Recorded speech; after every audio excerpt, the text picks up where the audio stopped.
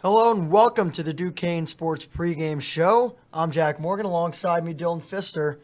And on Saturday, the Duquesne Dukes are going to have a big matchup coming up against the Loyola Chicago Ramblers. And Sister Jean, maybe she'll be in the house. I don't know. Regardless, it's going to be a big one. Duquesne is looking to break the 5-game losing streak they're on. They've been playing some pretty subpar basketball, if I might say so myself, Dylan. Yeah, Jack, subpar might actually be overdoing it a little bit. This has been a bad Duquesne team over the past 5 games. Like you said, 5-game losing streak. They were at one point 4-1 in the A10. Now they sit 4-6, 12th ranked overall. Not a good position for the Dukes. Not at all.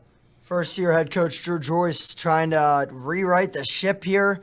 He's got a lot of work, and Duquesne has struggled with free throws. I know you wanted to get into the free throws, and we absolutely can if that's where you want to start, because there's a laundry list of struggles for this Duquesne team that they need to fix. Yeah, and I don't want to beat a dead horse, Jack, but this Duquesne team has been so bad with shooting the free throws, and it's just something that we can't not discuss because it's starting to really hurt them, and we're seeing it now as they actually pick up these losses game after game. So, and I want to talk about not just the free throws that they're taking and missing, but the free throws that are being left out on the court in terms of the Dukes, are not really grabbing those calls. They're not really aggressive. So not only are the Dukes last in the A10 in free throw percentage, they're last in free throw attempts. Yeah. So they're not getting calls. They're not driving inside and being aggressive. And I think that the percentage might actually go up if this team is able to draw a couple more, give themselves a little bit more practice outside of practice. But it's definitely been a problem, Jack.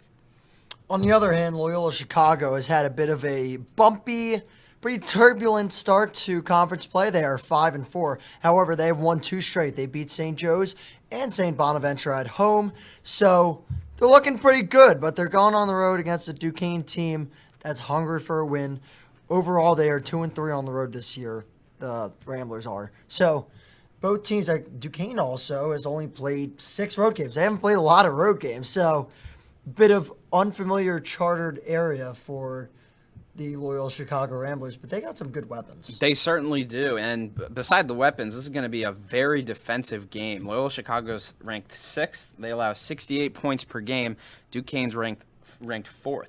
So while Loyola Chicago might have the ups above the Dukes in a lot of spots in this game, Duquesne's defense does actually fare a little bit better. But like you said, Jack, on the offensive side, you cannot ignore Des Watson for Loyola Chicago. Leads the team in scoring, averaging 12 a game, leads team in assists, leads the team in steals. He's everywhere. He's all over the court and going to be a factor in this one for sure. Absolutely. We also, it's right to touch on Miles Rubin. Rubin is all over the paint for the Ramblers, and he didn't have a great game against Duquesne last time out. That was actually Philip Alston who just ripped the Dukes to shreds last season in the loss at Loyola Chicago for the Dukes in early January 2024. So Rubin's there. You got a guy like Des Watson. Duquesne also, as a whole, they haven't really found a rotation down low with the big men. It's been a real revolving door. They've been without Chabi Beret for a while. They haven't got DeMichael back. DeMichael hit a setback. Duquesne's kind of got what they have right now. DeMichael might come back for a couple games, but as far as you're looking right now, it's getting pretty late in the season for guys to return off the injured list. And Duquesne has a crisis down low. They certainly do, and it has been reflected in their scoring. Jack, the Dukes have found these guys. Edwards and Dinkins have come in first year, Corbett, and they've almost been the consistency on this team. And this is a team that hasn't averaged more than 65 points over the last 5 games. They're scoring over 75 a game on that 3-game winning streak that they had to start off conference play. So, in my opinion, it is that struggle with the rotation down low. We haven't seen consistent scoring from any of those big guys for the Dukes. So I think that's something they really need to work out if it's going to change the scoring down the road. Duquesne's going to have a rough conference schedule coming up. We'll take a bit of a look forward here. Things do not get easier by any stretch. They got Loyola Chicago on Saturday. Obviously, the game we are talking about right now. They have Dayton on the road next Saturday on the 15th. The 19th, they will host Fordham, maybe a bit of a easier game. However, then you got St. Bonaventure on the road. On the road. That's a 4 o'clock game on February 22nd. You got LaSalle next after that. Then George Mason and VCU at home. And then on the road at St. Louis to end the year. These are teams that are in the top half of the conference right now. Things are not looking easier for the Dukes. They had a bit of a softball schedule with UMass and Richmond there, and to a slighter extent with Fordham, and they just weren't able to pick up wins.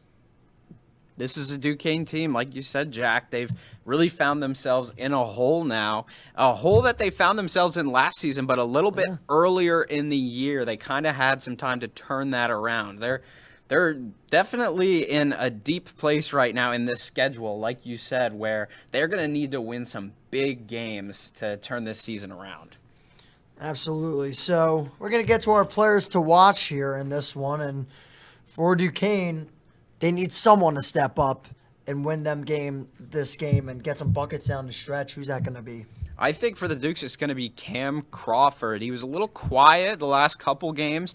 He really started to tear it up when they were winning those A-10 matchups. I think Cam Crawford, with a strong performance from the Dukes, be very beneficial for that offense. Yeah, so I'm also going to go down a guard route. I'm actually going to go with Kareem Rozier because I like the energy he played with in the last game. I thought that he had some pretty timely threes for Duquesne, and I think that's going to matter, if I'm being honest. So I think that Duquesne needs a little bit of a spark here, right? They're in a rut. They got a home game. Not a lot of people are really into Duquesne basketball right now. You lose 5 straight, there's not a lot of people that are sticking around. They need to win tonight, or I guess tomorrow. Recording it, it's tomorrow, but you're watching it, it's tonight. They need a win. And the guy that is going to get that done, I think, has to be Kareem Rozier. And he has to rally this team. So I'm going to go Kareem Rozier. But, yeah, like you said as well, guards. Duquesne needs some production from them. And we're going to go to Loyola Chicago now. There's a plethora of options for them, too. So who are you going with? Yeah, there certainly are a lot of faces to choose from for Loyola Chicago, but Sheldon Edwards Jr. is who I'm looking at, Jack. He leads the team in threes. We do know that this Duquesne team can get hot, and when they do, it's typically because they're executing well from the three-point line. So if Loyola Chicago is going to completely stop that from happening, they're going to have to go on an attack of their own from the three-point line, and I see that happening through Sheldon Edwards Jr. leading the team in threes to this point.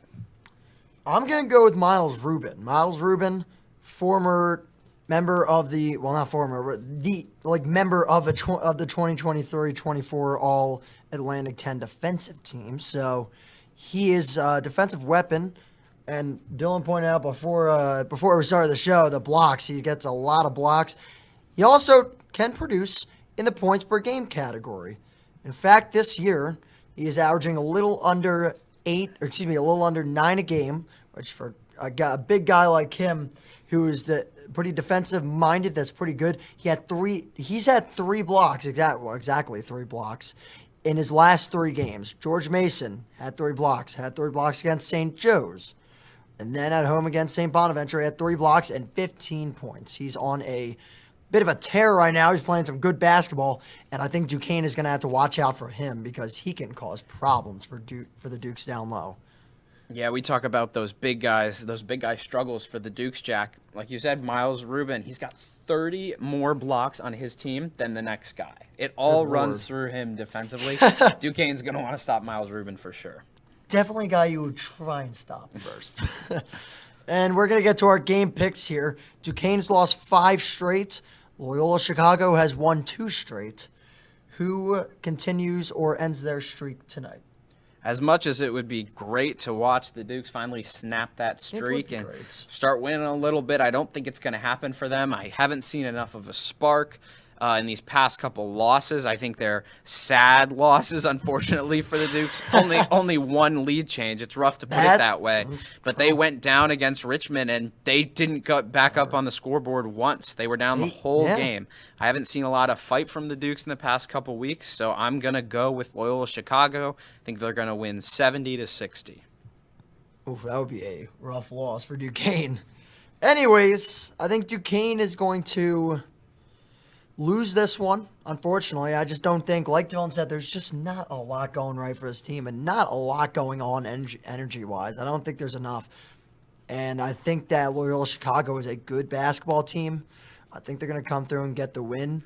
I think also that Duquesne is going to struggle with free throws again. I think it's happened so much to the point that I don't think it's just going to change with a snap of a finger. It's a bad shooting season. And yeah, Drew Joyce can point to prior years where these guys have been shooting a higher clip, and he's right. He's not wrong when he says this. It's literally factually backed up. You can look at it. However, the fact that it hasn't gotten better, it gives you a bit of an insight. It's not going to get better, and that's something Duquesne is going to have to fight. And you're gonna as a Duquesne fan, you're probably hoping that I had a better answer for you there, but I really don't. So I think that Loyola Chicago wins this. By the way, the last game we did, Fordham, both of us lost that. So I'm not sure about the standings. We'll probably put up a graphic at some point. Boom. I don't know. I tried to do a cool transition. Nothing happened. Anyways, that'll do it for this edition of the Duquesne Sports Pregame Show. For Dylan Pfister, I'm Jack Morgan saying so long and enjoy the game.